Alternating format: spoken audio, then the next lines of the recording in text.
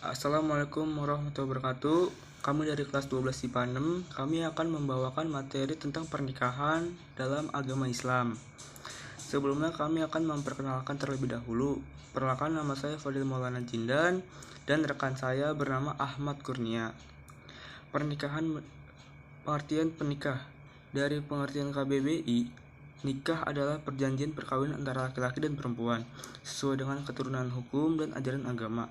Sesama istilah, pernikahan adalah akad yang menghalalkan pergaulan antara laki-laki dan perempuan yang bukan mahramnya. Dari akad itu juga muncul dari kewajiban yang mesti dipenuhi masing-masing pasangan. Ketentuan mengenai pernikahan ini tergambar dalam firman Allah dalam Al-Quran surat Ar-Rum ayat 21. Ayat 21 Ar-Rum berbunyi, Bismillahirrahmanirrahim. Wa min ayatihi an khalaqakum min anfusikum azwajan litaskunu ilaiha wa ja'ala bainakum mawaddatan wa rahmah. Inna fi dzalika laayatil liqaumin yafakkurun. Dan di antara tanda-tanda kebesarannya ialah Dia yang menciptakan pasangan-pasangan untukmu dari jenismu sendiri, agar kamu cenderung dan merasa tentram kepadanya, dan Dia menjadikan di antaramu rasa kasih dan sayang. Sungguh pada yang demikian itu benar-benar terdapat tanda-tanda kebesaran Allah bagi kaum yang berpikir. Maka kita sebagai umat manusia harus memiliki akal, yang dimana akal itu digunakan untuk berpikir. Nah, selanjutnya ini tujuan menikah. Dalam uraian indahnya membangun maklik rumah tangga yang diterbitkan Kementerian Pendidikan dan Kebudayaan disebut beberapa tujuan dilangsungnya pernikahan. Tujuan-tujuan ini berupa untuk mengantarkan seorang muslim agar memperoleh kebahagiaan di dunia akhirat.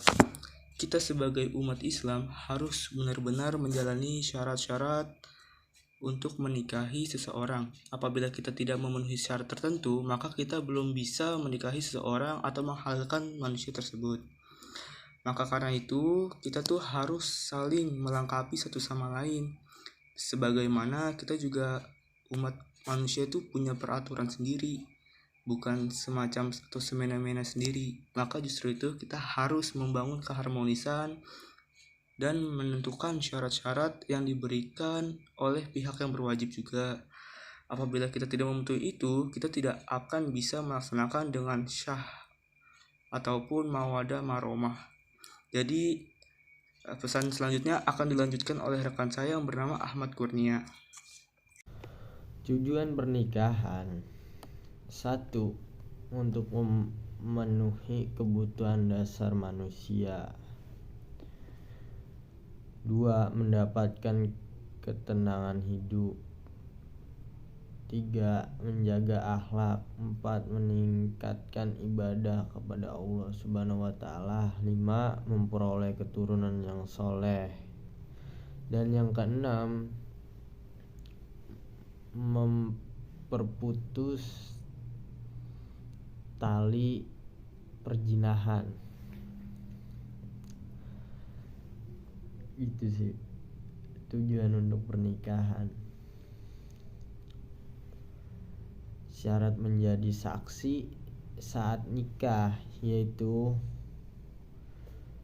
jadi di sini menerangkan menurut salah satu ahli fikih Wahbah al-Jahli dan kitab Al-Fiqh Al-Islam wa Adiyatuhu jilid 1. Syarat seseorang bisa menjadi saksi dalam pernikahan adalah: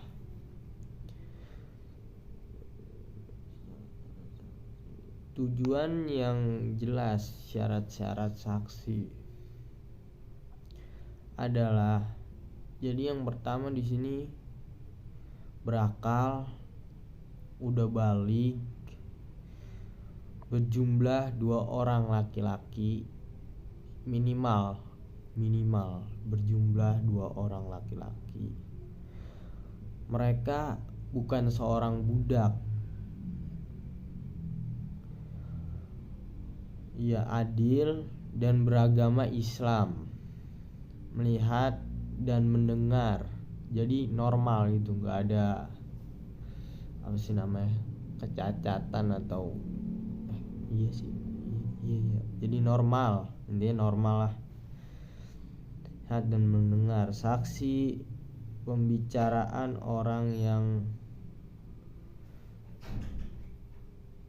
berakad. Pada kitab Takrib 5 ni Abi Syuja jilid 1 disebutkan bahwa syarat saksi nikah sama dengan syarat wali nikah. Sekian dari saya.